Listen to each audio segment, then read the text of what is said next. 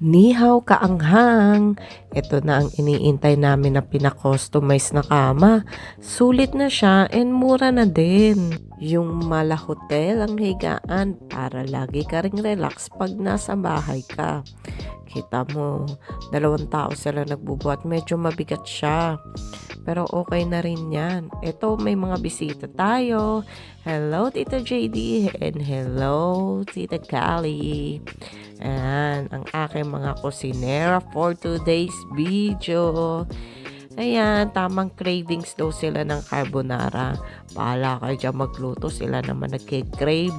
Hi, shawi sa inyo. Alam mo naman ako, hindi ako masyado mahilig pang magluto ngayon dahil pagod na pagod ako. Eto nga pala may mga gift sila sa anak ko. Ayan, mukhang sila naman na nag-e-enjoy sa mga gift nila. Hindi yung bata. Syempre, happy-happy na naman si Madam Sap. Tontuwa yan kasi may mga biscuit siya. Ayan, nilantakan na nga.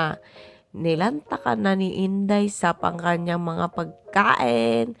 At shawi sa inyo, ayan na nag-enjoy na si Tira Jerry. Siya talaga bumili niyan para sa kanya. Unlock! Ayan, kain na po tayo. Bye-bye!